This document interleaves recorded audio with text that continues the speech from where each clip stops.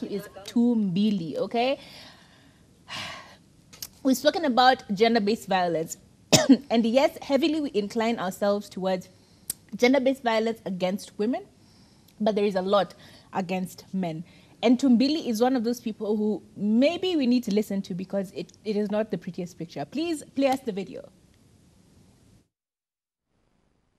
So vile alitoka akanambia, sasa unajifanya hapo umechoka, sasa utaenda kulala. Nikamwambia cheki, achana tu na mimi. Nimwambia tu achana na mimi.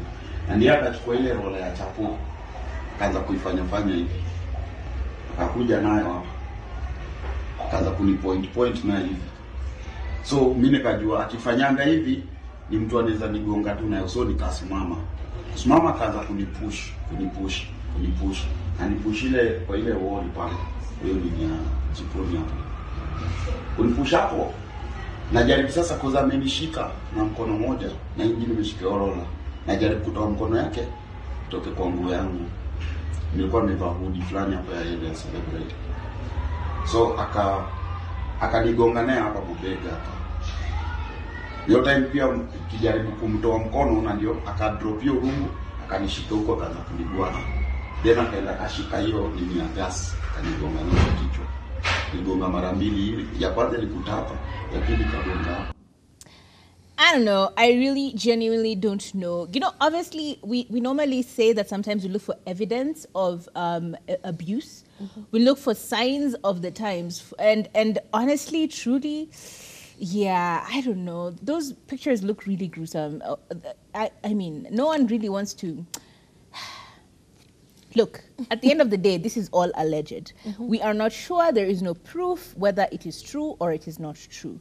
So I shall speak about it from the context of believing, right? Look, we need to believe people when they tell us that something is wrong. Because imagine how much energy it takes for someone to actually get people to speak about this story. Yes, sometimes it's antics. Yes, sometimes it's just clout chasing for whatever reason. But regardless, if we choose to say that everyone is crying wolf, imagine how many people will go under the radar without them having necessarily had their problems resolved. Simply because we're like, hizi stories zimekuwa nyingi sana siku hizi, wanatudanganya. Or whatever else we use as a way to justify or to diminish someone's pain.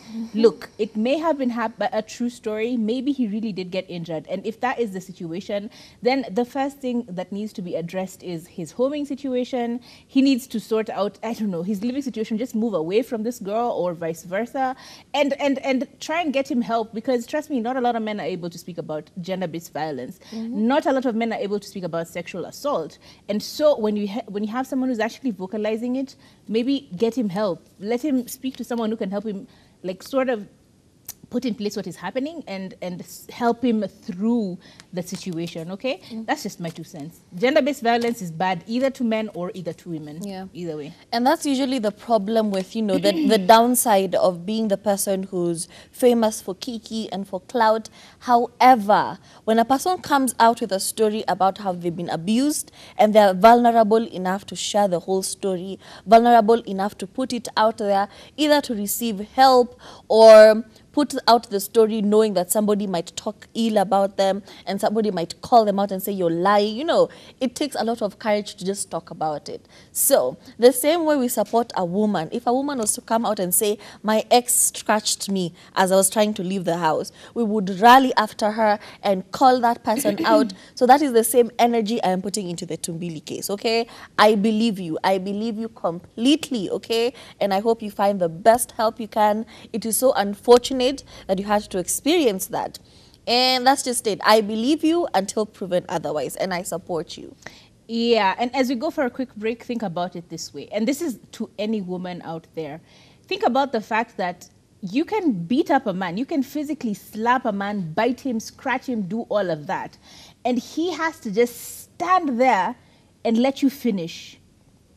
Because if he lays a finger on you in retaliation, it's another story. It's a whole other story. Think about it that way. Think about the fact that if you were put in that same situation where someone was beating the living daylights out of you and you couldn't do anything to defend yourself, Because if you did, there would be dire repercussions.